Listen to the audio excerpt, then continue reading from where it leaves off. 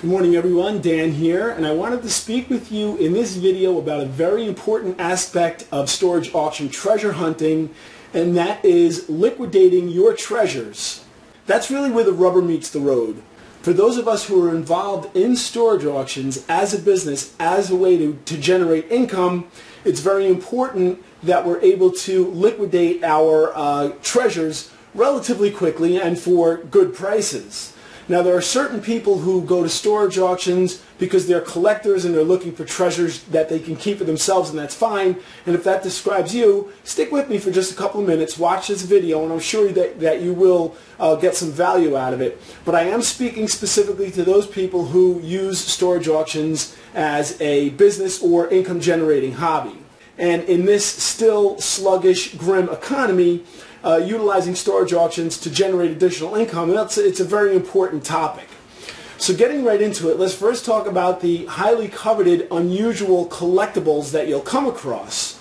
Now, for these items, whenever I'm lucky enough to find these kind of items in a unit that I buy, I will hold out to make sure that I get a top premium price for these kinds of items. I'm never a motivated seller when it comes to collectibles or items I know that there's a collector out there somewhere who will pay a premium price for. Now, let's talk about the items that are not necessarily collectible, but they do have a pretty decent value. Now, this fan, for example, this was a really high quality 6-foot fan, brand new in the Granger catalog. You'd be looking at about $400, maybe $450 with tax and delivery. This fan I just recently liquidated on Craigslist for $200. Could I have held out and maybe got more money for it? Yeah, maybe I could have. But for an item like this, my intention is to turn it over as quickly as I possibly can, get that money into my possession, get that fan out of my garage. And these kind of items are they're numerous. There's a lot of items that you'll come across that you will liquidate for a decent number, but you don't want to necessarily hold out and try to get a high retail number for. You know, as long as you can get a reasonable price, makes you happy, makes the buyer happy, that's it. Just liquidate it, get rid of it. Then, of course, there are a lot of smaller items, housewares, kitchenwares, glassware you'll come across.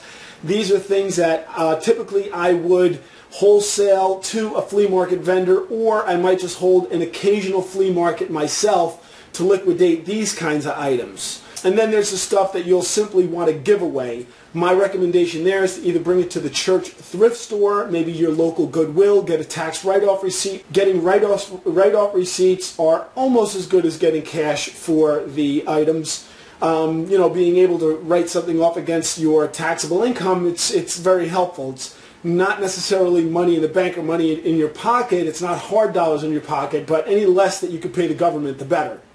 So typically, for the items that are highly coveted, these unusual collectibles, I'll list them on eBay. Sometimes I'll have to list them 3-4 times before I'm finally able to sell them at my price. But like I said, in these items, I'm never a motivated seller. On some of the bigger items, like the antiques, I'll list those on eBay or Craigslist once and once only. If they don't sell that route, I will place them with the consignment shop. With the other items, like the fan or copying machines, these kinds of things, I will list those on Craigslist as a motivated seller. I'm not necessarily saying that I will take any price for them, but I'm motivated and I'm not going to hold out for ridiculously high numbers. I just want to get those things out. A lot of stuff I just put on the curb, let people come along and take it. Of course, there's a lot of stuff that just goes in the trash bags or I put into clothing collection boxes. So that's it. I hope that this quick video clip has been helpful to you. Of course, I would always love to hear your comments. I promise if you comment below and talk to me, I will talk back. I'd like to know what methods you use to liquidate the treasures you come across. Or like our Facebook fan page at facebook.com/awesomeauctionprofits. We can also communicate there. I think that's it for now. My name is Dan. I'm signing off. Until next time.